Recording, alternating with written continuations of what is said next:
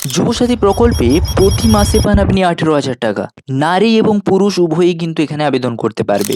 তার জন্য কি, কি চাই? আধার কার্ড, ভোটার কার্ড, মাধ্যমিকের সার্টিফিকেট, বই, পাসপোর্ট সাইজ ছবি, যদি কাস্ট সার্টিফিকেট থাকে তাহলে দেবে এবং একটা মোবাইল নম্বর।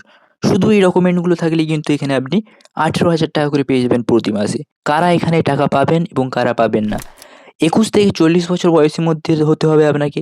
মাধ্যমিক পাস বেকার হতে হবে এবং যুবক ও যুবতী ছেলে মেয়ে উভয়ই কিন্তু এখানে আবেদন করতে পারবে এবং এরা টাকা পাবে। কারা টাকা পাবে না? কৃষক বন্ধু টাকা পেলে এখানে টাকা পাবে না।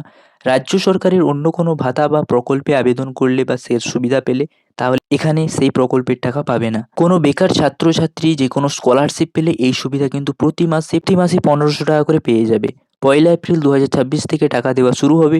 15 থেকে 26শে ফেব্রুয়ারির মধ্যে আবেদন প্রক্রিয়া চলবে সম্পূর্ণ অফলাইনের মাধ্যমে এবং এখানে 294টি বিধানসভা কেন্দ্রে ক্যাম্পের মাধ্যমে অফলাইনে কিন্তু ফর্ম পূরণের কাজ চলছে এবং অনলাইনেও অ্যাপ্লাই হচ্ছে। আপনি যদি জানতে চান তাহলে ভিডিওটা লাইক করে চ্যানেলটা সাবস্ক্রাইব করুন পরবর্তী ভিডিওর জন্য।